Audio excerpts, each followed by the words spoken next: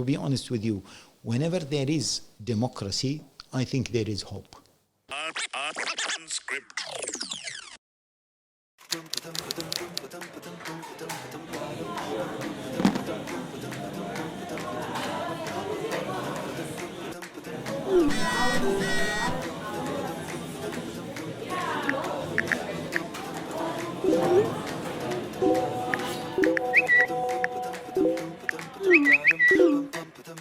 Sorry, sir.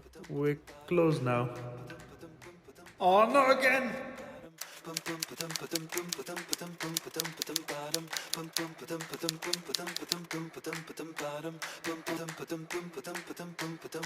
Assalamu alaikum wa rahmatullahi wa barakatuh. Welcome, brothers and sisters, to this Islam 21C Unscripted podcast. I'm your host, Dr. Salman Bhat, and my co-host today is our esteemed Middle East editor at Islam 21C, Ahmed Hamouda. Assalamu alaikum. Also known as Sheikh Ali Hamouda's brother. But in Islam 21C, we call Sheikh Ali Ahmed Hamouda's brother because, you know, that's where I have three names actually, Dr. Yeah. Salman. Really? The other one's Omar's older brother. Okay. And the third is Salman Bhat's only Let fan. us, come on. Let us not get into this politics. Just get Mashallah. into the topic, yes. We also have Sheikh Haitham Al-Haddad. Assalamu alaikum, Sheikh. Alaikum salam wa rahmatullahi wa barakatuh. Alhamdulillah. Mashallah. This is Ahmed's first time as a co-host, so he's got a little test that he's prepared, like an audition for him as well. Jazakallah khair, Sheikh Haitham. Honored to have your presence. We've heard you're a Palestinian man, and you've been living all of your life in Saudi Arabia. So we wanted to test your Palestinianness because it comes with the duty. And to earn your bragging rights, you need to pass this test. Okay. You ready, inshallah? No. Then You passed the first test. You can't be classified then as a Palestinian. Okay, so it's fine. This is in your opinion, okay? But in my opinion, You can't do this with the big So Sheikh. Sheikh Haitham has officially failed the Palestinian test. So no, Okay, ask you them. should say failed my Palestinian test. this has been approved by the board. By which board? Of editors.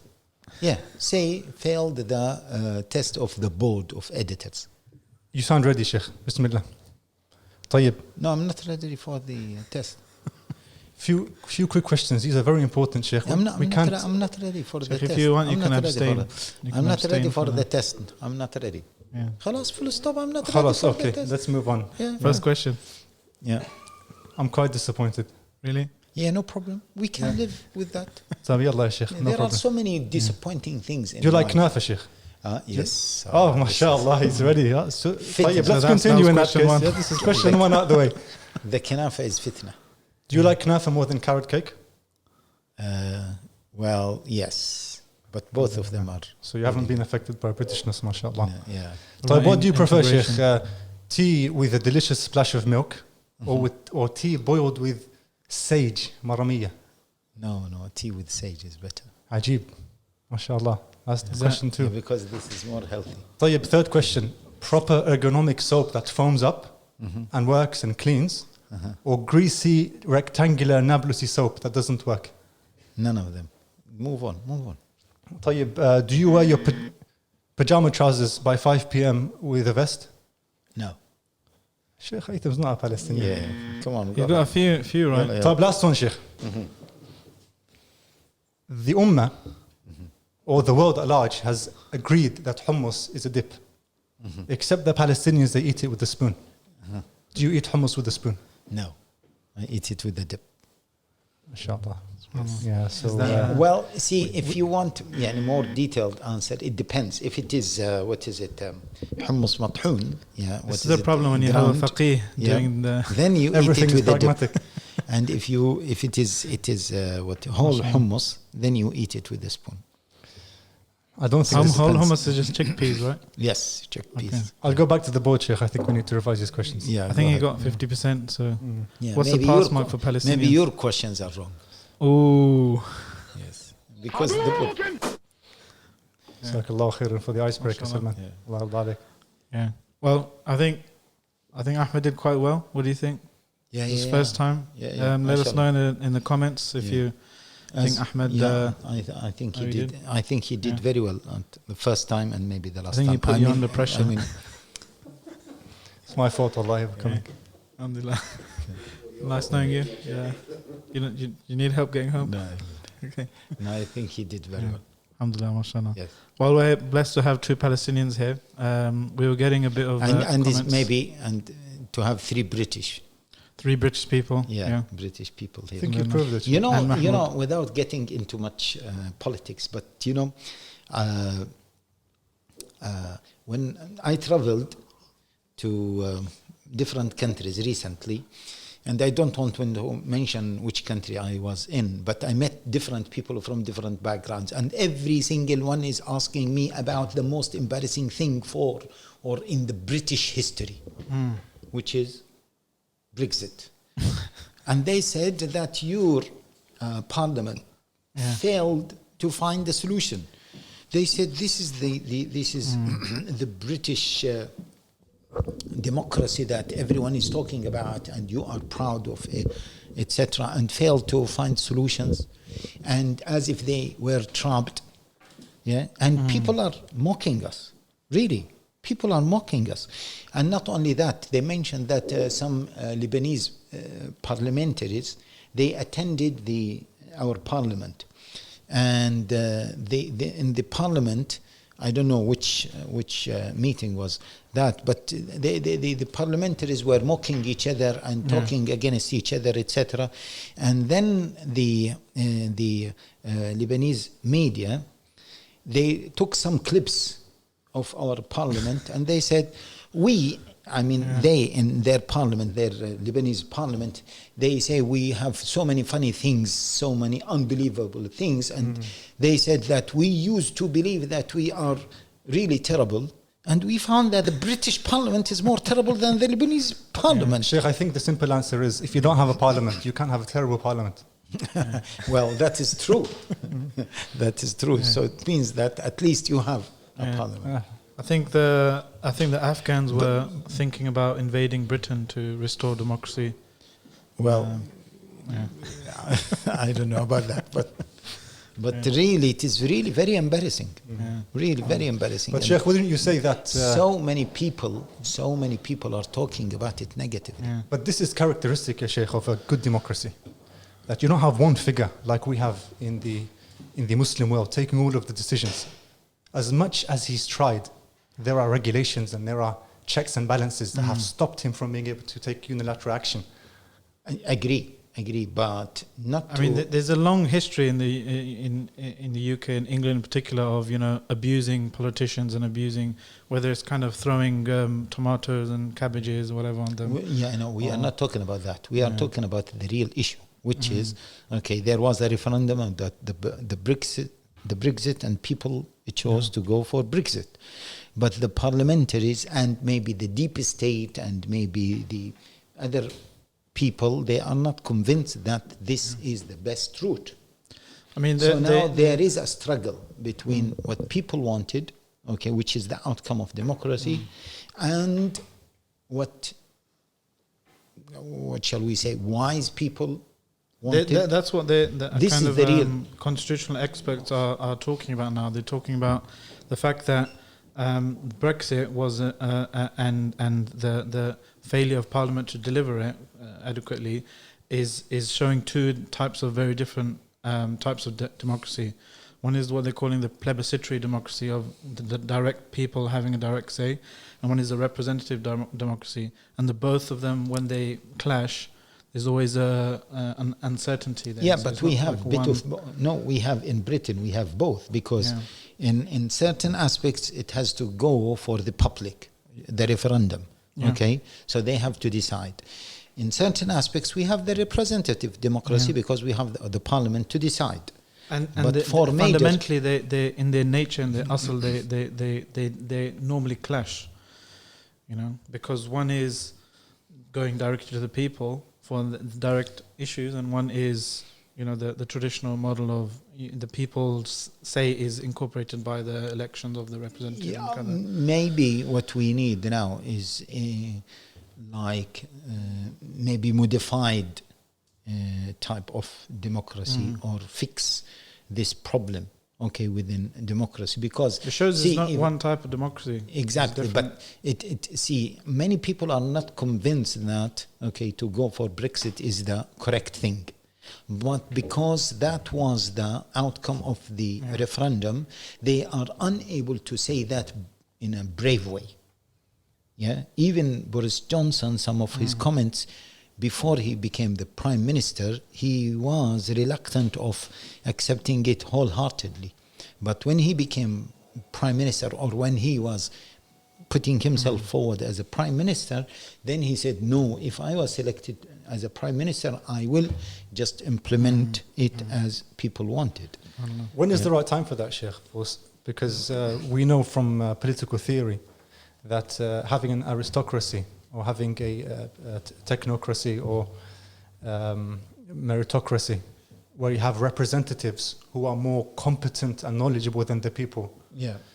When is that the right model to have? That the people, we don't go to the people in a referendum, and we assume that those who are in power know better. The people are easily influenced by Media. and And by maybe And lies and other propaganda. yes, other factors. Because Plato puts democracy as the penultimate system from the bottom, Yes. Yeah. and he says it can only go to a tyranny. If it goes below a democracy, it ends up as a tyranny. Yeah. So democracy, even though people sing its praises as a system, Plato, who is let's say the most popular political theorist of the past, puts it right at the bottom, just above a tyranny. So Yeah, but what were his other suggestions? I mean, even he puts aristocracy, even oligarchy. He says the rule of the rich is better than the rule of- just kings and that kind of stuff. No, just kings is anyway. Just kings is something that you can dream of. It turns to be dictatorship, as we can see it in some What so-called about, for Muslim example, countries. Umar ibn Abdul Aziz, Yeah. rahimahullah. See, by the way, if you are Khilafah system. yeah, see, the Khilafah system is totally different from both systems. If you want, I can explain the Khilafah system, because many people misunderstand the Khilafah system. First of all, the four rightly guided caliphs, they were selected by people. Yeah, they were voted by people.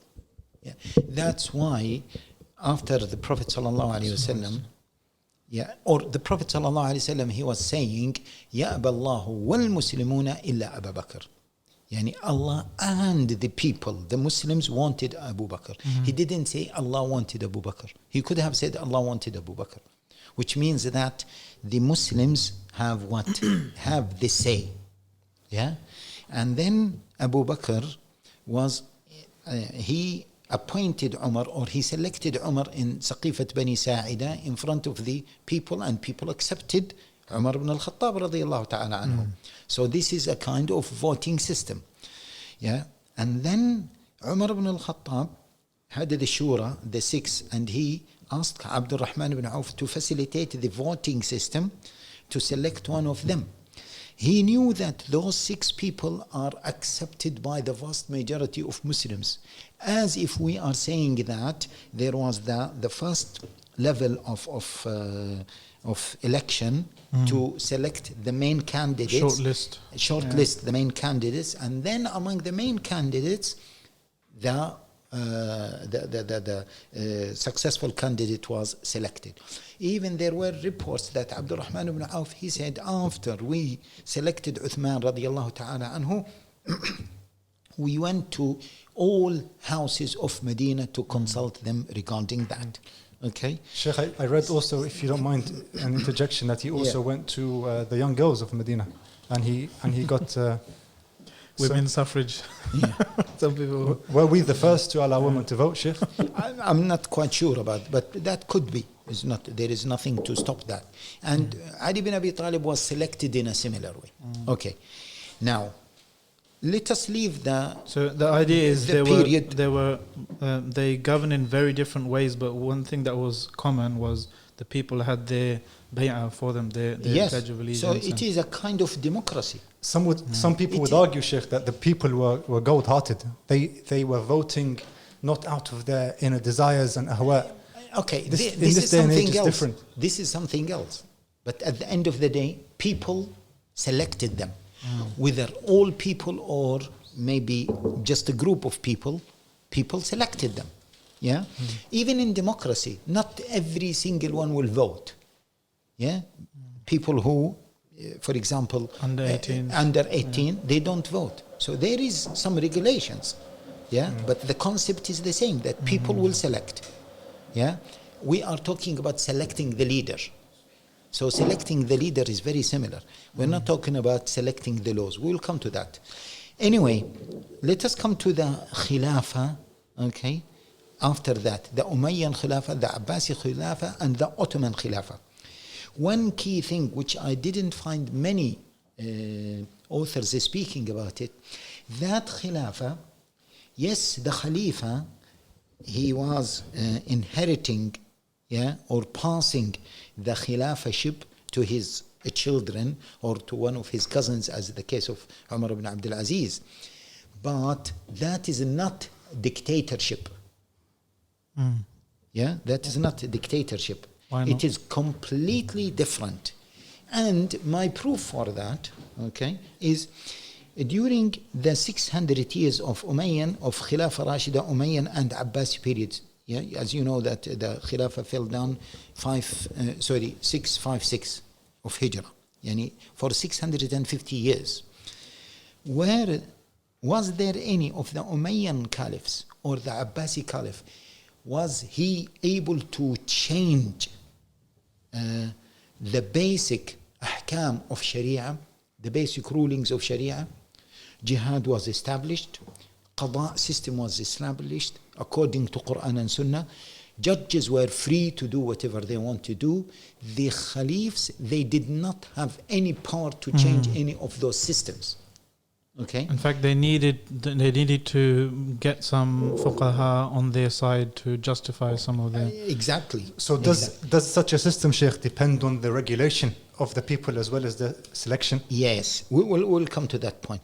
Similarly, during the Ottoman period, Ottoman Khilafah, whatever you call it, in the beginning, not in the beginning, the Ottoman Khilafah continues for 600 plus.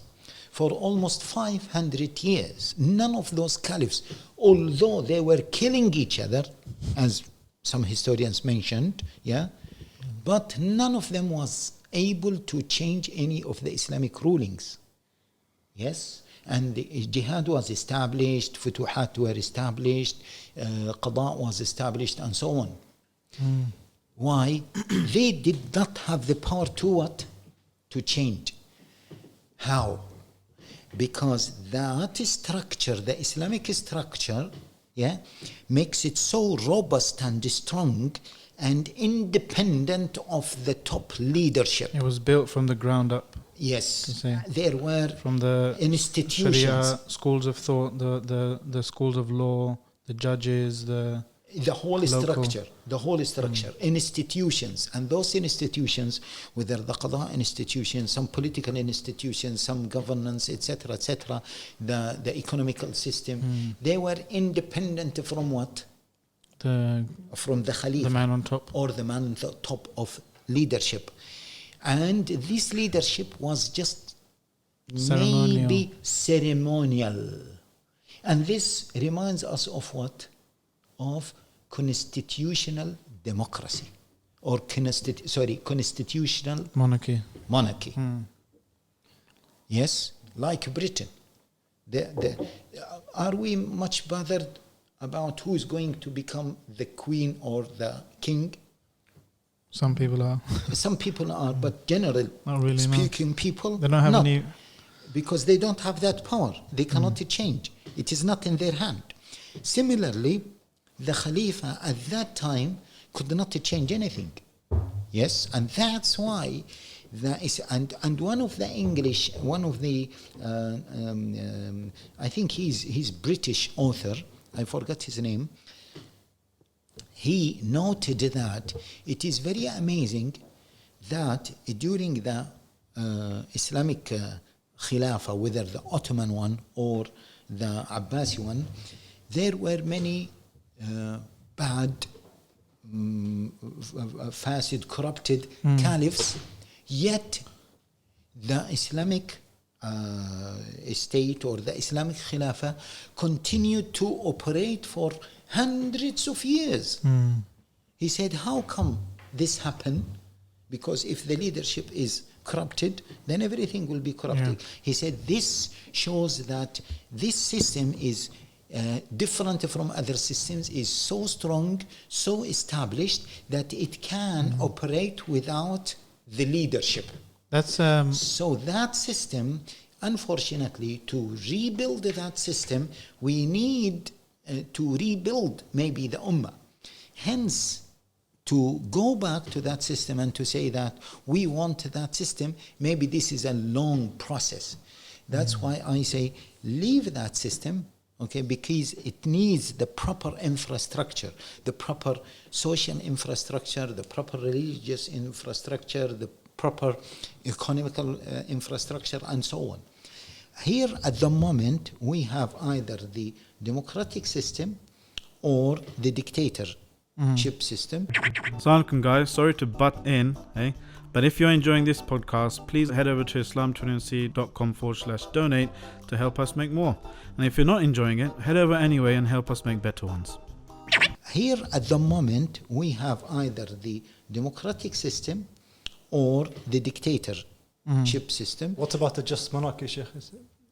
right at the moment, that's really the only two choices we have. it depends who you ask. If there's any fans of any particular regarding the just monarchy, how are you ensuring that the monarchy will remain just? I mean, it's the same way as ensuring that your electorate is going to remain righteous. Yes, it is much easier, okay, to have the checks and balances where everyone is having different systems that apply checks and balances, rather than to put all powers in hand of one person who will change everything. He wakes up on the wrong side of bed one morning, changes his mind, overnight. He can just have a massive... As we see it in one of the Middle East countries. You can call this a democracy though, Sheikh. Still. What? It's just he's the only person voting. Yes, well, if you want to call it as... maybe this is the... What is it?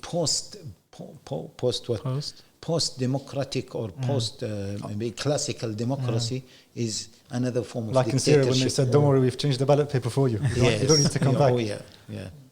But I hope that it is... Yeah, I mean, that's essentially, I think, Professor Wael Halak's argument. He talks about how historically, the Sharia and Islamic kind of societies were built based on localized power distribution. So the guy on top didn't have that much power, but that system had to be dismantled during colonization, and dictatorship and authoritarianism was introduced so that they could control those societies and exploit their resources for imperialism and colonization. But he's got an interesting essay called "Can the Sharia be Restored?" You know, because it's been these systems have been destroyed and dictatorships kind of put in place. Can you kind of build that grassroots devolved kind of... There are two things. Can Sharia be restored, or can such systems be restored? Can Sharia be restored? Yes. If the parliament, decide to go for Sharia, that's it. I mean, not the British Parliament, any parliament in our days. But can those systems be restored? This is what I said, that it is a very, very long journey because the infrastructure is not there. A lot of people kind of are hung up about bringing back that type of system and that from the past in a particular way. You know, so you have kind of movements calling for the re-establishment of the Khilafah, and they want to bring back that system rather than work within. I don't know whether those people who are asking for the re-establishment of Khilafah, they are deep enough, in their rhetoric to talk about such systems, But even if they are sophisticated enough to call for the re-establishment of such systems or such system, they should tell us how we can get there. But does Allah subhanahu wa ta'ala wants us... Is it clear? So that the roadmap to... Yes, what is the roadmap? But get the into question is, that. does Allah subhanahu wa ta'ala want us to revive that system or try and make whatever system is available today No, closer to the whatever system that justice. implements, the justice of Allah. That is the key thing. Is there an element, Sheikh Haitham, of in order to have a good, righteous, democratic, Islamic, so to speak, system, you need to empower communities to regulate the authorities? And just to add to this point, or to this question, I think it's Sheikh Hassan al-Turabi. He used to say that the Muslim state is a state of minimum intervention. That means communities have the ability to regulate themselves in the absence of the state. We don't need police in boroughs and in villages and in... Excellent. This is what I was talking about. This is exactly what I was talking about. That the leadership is just symbolic. And all other systems were well established and they can operate almost independently. Yes? So, and this is what we normally call it civil society. Yes, exactly. The civil society, whether you call it the civil society, call it whatever you call it. The Qadi was independent.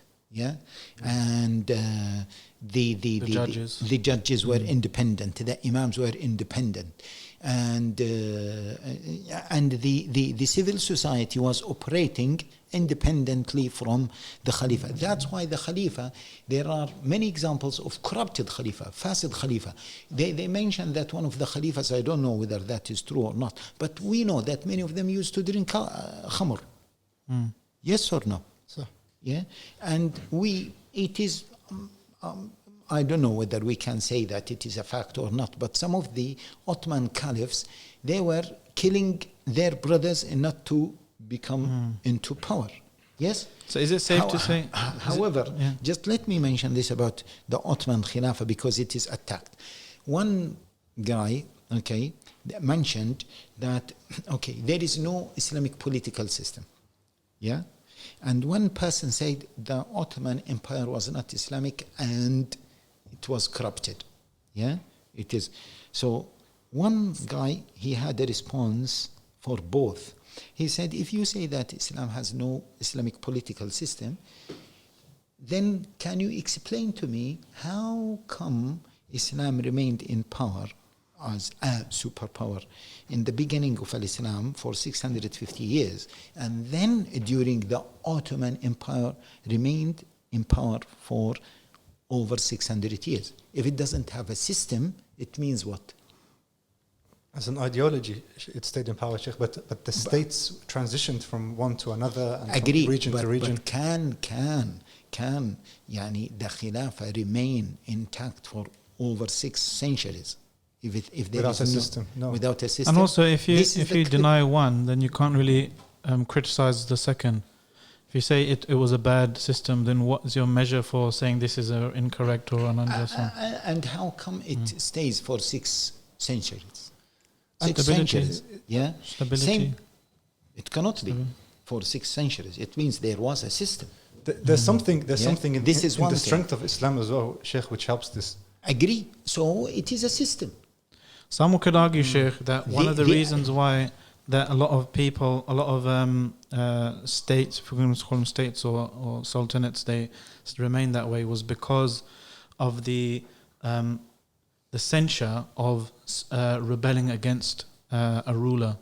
No. Unfortunately, this has been hijacked a lot and applied to today's rulers.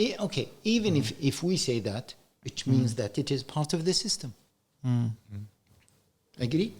Even if we say that, it means the system say that, don't rebel against the ruler, which is part of the system. And maybe you can say the system is a combination of ideological, economical, spiritual, everything, which is a system. So let us not understand, just a minute, let us not understand a system as maybe a modern system as we understand them. This is one thing. The other thing, during the Ottoman Empire, how can, the Ottoman Empire, it remained in power for over 6 centuries. In the most critical area of the world, the Middle East and part of Europe. Is that true? Different cultures, different ethnicities, different. Agree? And they managed to remain in power for over 6 centuries. What does that mean? It means that it has a very strong and robust system. Maybe that system was not documented as a system, but it is a system. Otherwise, how it is working? So what we are saying, Sheikh, to summarize, because I think some of our viewers want to cut to the chase and ask an open can of worms here, which I'll try and do, inshallah, on their behalf. You have an authority, and you have a type of counter-authority coming from the grassroots of society that regulates the authority and makes sure that they are ruling by the system, and they perpetuate justice in society. Can we then say that communities should have the authority to challenge the kingdom, to challenge the ruler? Some will call this khuruj, some will call this rebellion, speaking out against the ruler. Yeah, see, protest, so on. Just to understand, first of all, that if we understand that the system at that time was closer to constitutional monarchy, then the ruler is just symbolic. It's just symbolic. Obviously, you don't want to go against him because that will create some chaos. However, khuruj or rebelling against the ruler was not some scholars who lived in some countries in the Middle East, they are making it as a big issue because of a political agenda. Who said that it is as big as they presented it during the time of the Islamic era? Who said it is as big as it is? But those contemporary scholars who lived in a particular under a particular dictatorship, maybe because of a political agenda, or maybe misunderstanding, or maybe simplicity sometimes in understanding, or the political authority made them to think that this is a major issue. So day and night they are talking about what? Khuruj. Okay? But was it that big at that time? This is one thing. The other thing is, forget about the khuruj. Who, now in some Muslim dictators, the whole country, the whole system, even the entire, all people, they are what? Run by one person. He shapes them as he wanted. He changes everything as we wanted. Who said that this is an Islamic model? Who said that this is an Islamic model? This is my... Does it have to be? Does it have to be? If somebody's a ruler, someone will say, you can't... There's all these ahadith about rebelling against a ruler. He's a ruler, therefore you can't rebel against him. Okay. First of all, the ruler, okay, you are not rebelling against him. He is the ruler. Let us not just see, the problem with this is that people just picking statements from the Salaf, and they are just re-quoting them just to create fear. Where those statements were made, there was a different context, and again implementing them should have a different context. It's not easy just to say don't rebel against the ruler. This is one thing. The other thing, the ruler, who is the ruler? Amara is a contract between people and the ruler. The ruler is an employee by who? By the people to represent them. Now, if the ruler is not, and that's why the people have the power to remove the ruler. Now, those who say don't rebel against the ruler, Do they accept that the people have the power to remove the ruler? They don't accept this, and they consider it as khuruj, which means that their whole concept of khuruj is completely wrong. So they are taking the term, which I guess is a charged word in Yes, history, exactly. and they are applying it to the wrong context. And you know, Sheikh, what's funny is that most of the time when they apply the term khuruj, they apply it onto protests, which is guaranteed in the constitution as a right to the citizens. Yes, I'm coming to that point. Okay, as you mentioned this, let us talk about protests. What is the protest? The protest is the people are asking the ruler to step down. Who said that this is haram? It's, I guess what they are saying, Sheikh, is they are saying that balance. No, just a minute. Did we understand this point? This is, I agree, yeah, but The protest, what is the protest? People are asking the ruler to what? Step down, step please. down. To step down. to give them more food and to distribute wealth. First of all, they might ask him to what? To fulfill his obligations that he should be doing. Yes? As a ruler. Now, if he doesn't listen to them, they will ask him what? Like, irhal ya fulan, or etc. Yes, All yes, these slogans. Yeah? Ya fulan. They are asking the ruler to step down. What's wrong with this? He said, I want to take you out of Al-Awaz. Forget about let's talk seriously.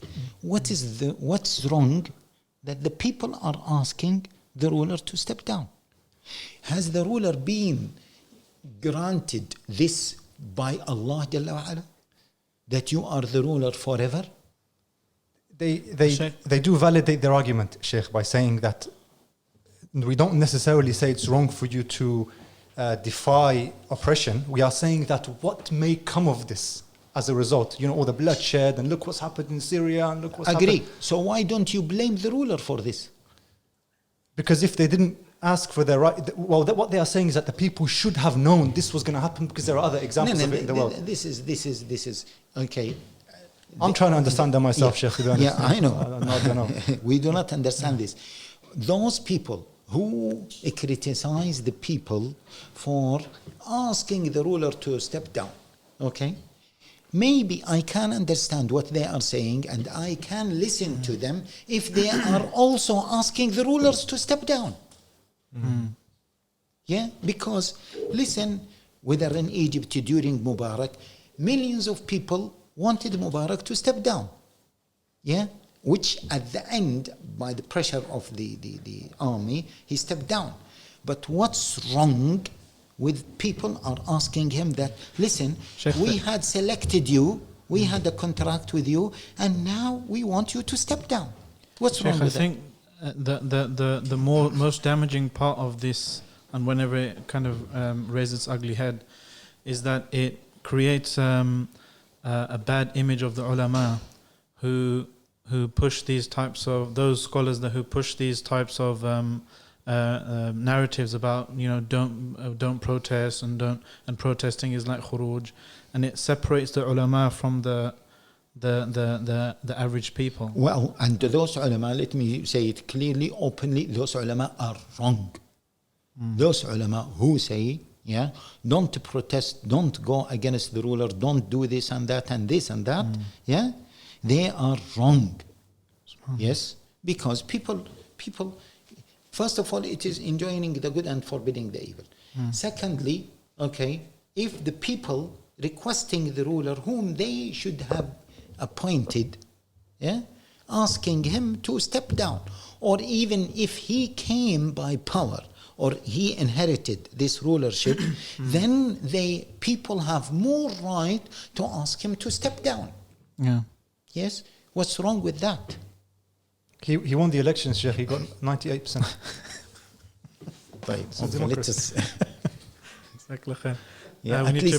At least 98. Yeah, that I remember they said Sadat.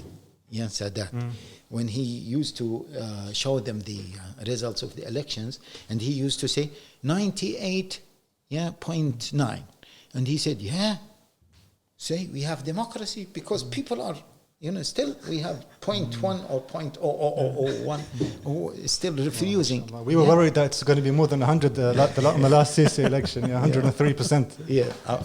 Yes. In conclusion, to compare the Islamic system to the current dictatorship, I think it is an insult to Islam. Assalamu alaikum guys, me again, reminding you to head over to islam21c.com/donate to keep the lights on Islam21c. We pride ourselves on being independent and being funded by the grassroots community. I think it is an insult to Islam. Insult to Islam, because it is an insult to the main values of Islam. In Islam, Allah Jalla Ala says, "Inna Allah ya'muru bil adli wal ihsani wa ita'i dil qurba wa yanha 'anil fahsha'i wal munkari wal baghi ya'idhukum la'allakum tadhakkarun." The first thing Allah Jalla Ala commanded us to do it is what? Or to have. Al-adl. And those dictators, they don't have that adl. Because even if they have adl, even if they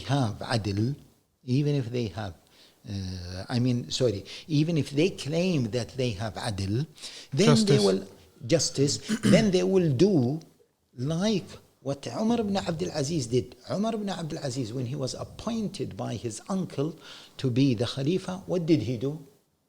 He went to the member and he said, listen, I was appointed as the Khalifa.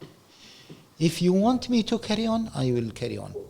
If you don't want me to carry on, then I will step down. This is adl, because he has seen that he was given something without the consultation of people. Yes, without the consultation of people. And is this why he's called the fifth rightly guided exactly. Khalifa? Yes, because he was a Khalifa selected by people. So to compare that, is wrong. Is completely wrong. As I said, it is an insult to Islam. This is one thing. The second thing is the Islamic system. What is the Islamic system? Is it monarchy? Is it democratic? We say that the Islamic system is unique. It has some elements of democracy, where people are selecting the Khalifa, but it is beyond democracy, where there are institutions that are running according to Islam. And this is a unique system. It is not dictatorship, it is not democracy. Now, although it has many elements of democracy, I believe, at least in selecting the Khalifa, and at least in selecting maybe the people of Hal and Aqd, yes? What can you explain that term for the viewers? The people of power. Like movers and shakers. Movers and shakers. The electorate. However, would you call them the electorate? Al-Halli wal-Aqd? No, maybe the closest is maybe the parliament, and to Ahl al-Halli wal-Aqd. The parliament. Now, that system is unique. In order to have that system in place, we need infrastructure which is very unlikely to happen in the coming few years, or 20, 30, 40, 50 years. So what is the best alternative for that? We just mentioned that the system has many elements of so-called democratic system. So the best and the closest alternative for that is the democratic system, not the dictatorship. So do you think there can be like a European Union style thing, but where it's just Muslim countries, and then the head of that would be like the Khalifa?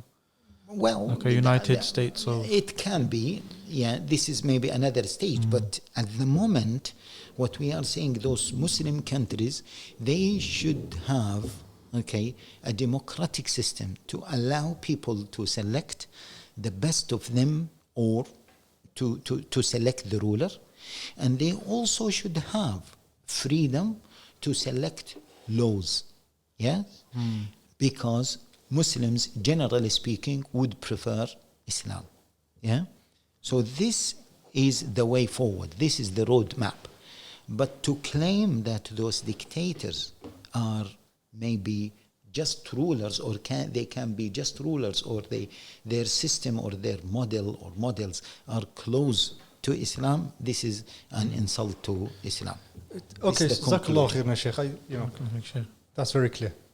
But let's be frank. Okay, we had a year of hope. Almost like Banu Israel when they crossed the sea. We reached the shores of freedom in the time of Mursi. And I've tried to find every possible avenue to try and disprove the idea that 30 million people protested against Mursi.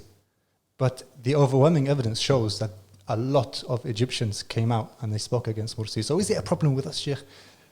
Can we just not live with democracy? Is it not a system that our minds have been cultivated to accept yet? كينما تكونوا يولى عليكم إن الله لا يغير ما بقوم حتى يغيروا ما بأنفسهم. If we are bad, then we deserve a bad leader.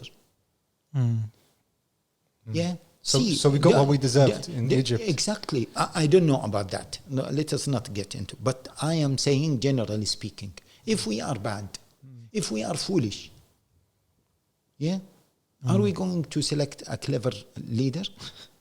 We are foolish. We deserve it. If we are clever, we will select a clever leader. If we are righteous, we will select a righteous leader.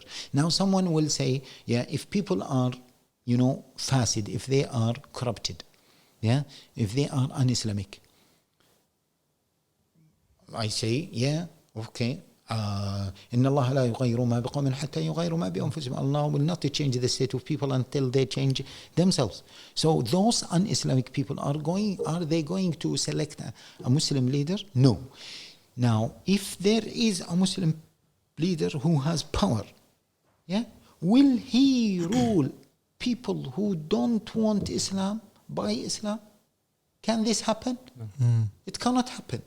I mean, to be fair to them, like Salman was telling me. But is the idea clear? If the people are bad and the ruler is Muslim, is a good Muslim, can he force Islam on them? If they don't want Islam, if they don't want Sharia, they will react. So, by common sense, it is not possible.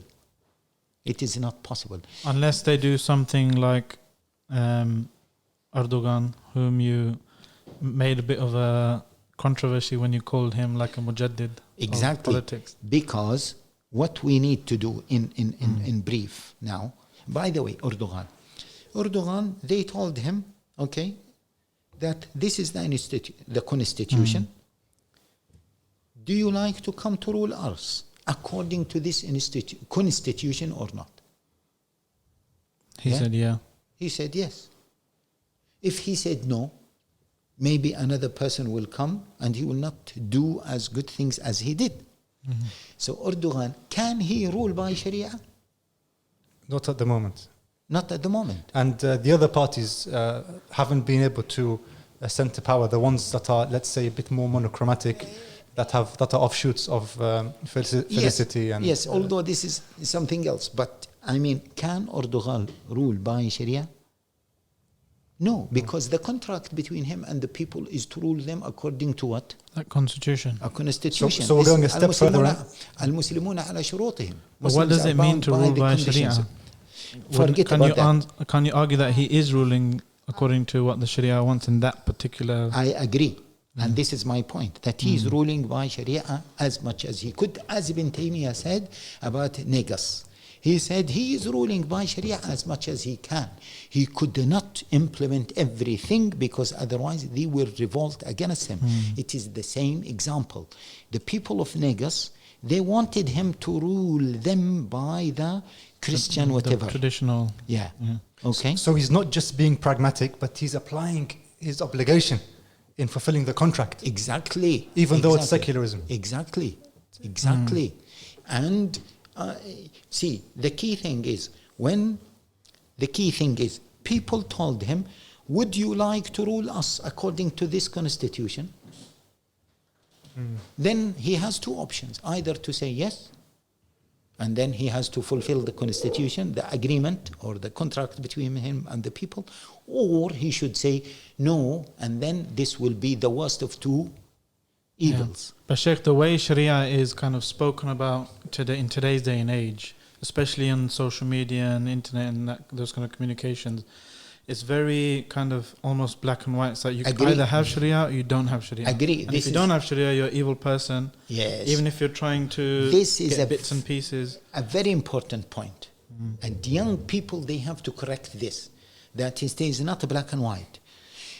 In many people's minds, young people's minds, ruling by Sharia means what? Cutting the hands of the thieves and doing this and that. As No, though this there's is- something called Sharia, like you have English law, French law, Sharia law, and you have to have it all. Yes or none. Yeah. Yeah? And this is completely wrong. Yes? You might have 90% of Sharia, 80% of Sharia, 70% of Sharia, 60% of Sharia. Yeah? They don't, most of those young people, they don't consider a ruler ruling by Sharia a ruler ruling by justice, that he is ruling to a good level by Sharia. Yes or no? Yeah? Because, justice is part of Sharia. So the hudud is just a small, tiny element of Sharia. Yeah?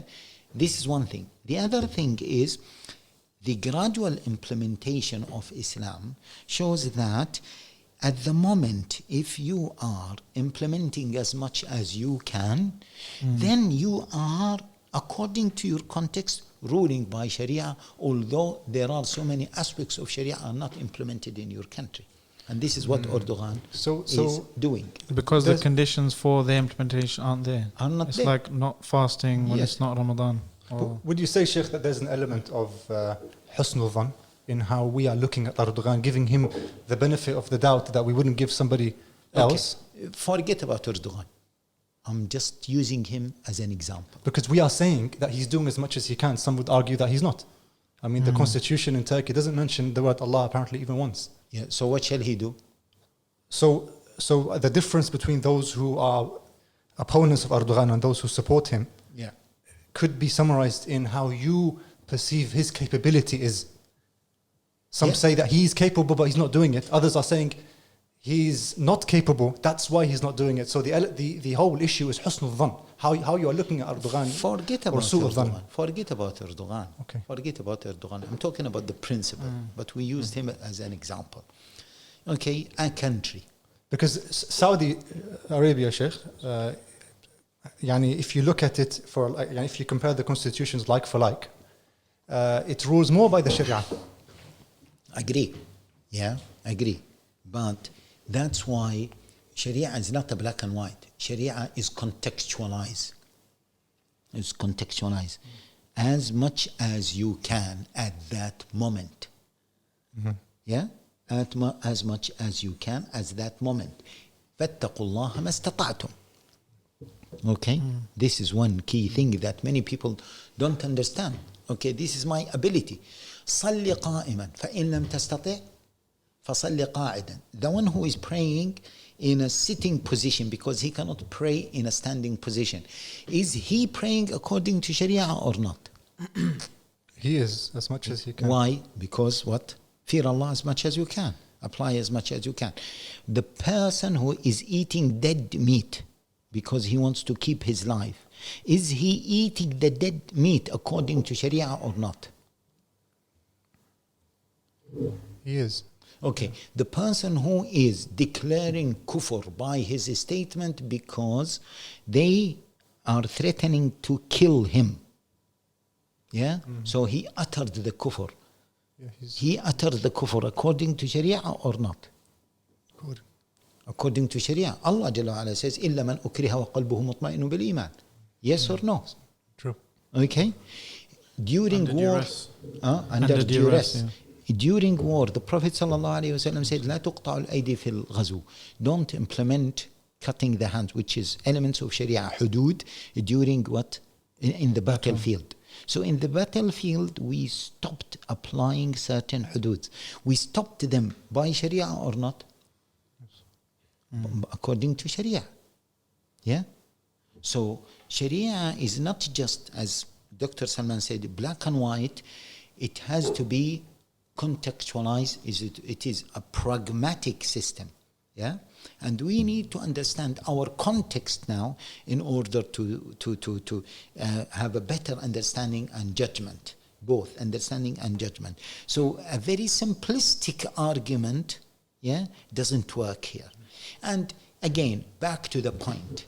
Now we have no choice but to go through the democratic system, which is the closest to the Islamic model, and let people choose. If people are dumb, let them choose Trump. I mean, dumb, okay?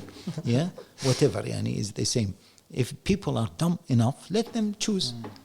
He's going for a second term, mashallah. If people are clever, they will choose a clever person. If people are Islamic, they will choose Islamic ironically person. I mean, the people that they speak a lot about against khuruj and rebelling against rulers and so on and so forth. Their motivations are often also very politicized themselves, right, Ahmed? So, for example, they'll say, don't say anything bad about Saudi or UAE or something, but they'll, you'll see them in Libya participating in overthrowing. Going Yemen. against the elected government. In conclusion, those who are, and I really don't like to speak about them because they just a bunch of young people who have loud voice. Okay, they will not build a society, they will not build a civilization, they will not contribute towards anything. They will just contribute towards failure. But I mean, I heard they're becoming violent in Libya. They're supporting Haftar, for example. And killing scholars. Funnily enough, they found a religious justification for that as well. That's just, it is a disease that it is a virus or a disease. As you said, exactly. Those people, they call it khuruj when it goes against America and its puppets.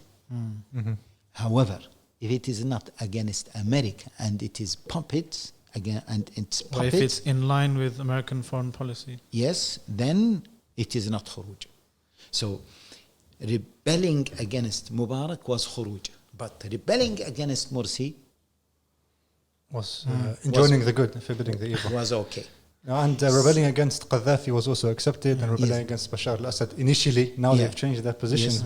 Yes. In Libya, as you mentioned, the selected government that was accepted, even recognized by the international law, is against it is not khuruj, but against Haftar, who was not selected, is what? Is khuruj. Okay. But so, I mean, they're essentially using any justification Islamically to justify their desires or their political agenda. Even in Yemen, South Yemen, rebelling against the they call it even Sharia in Yemen, is not khuruj because it is in line with the UAE policy. But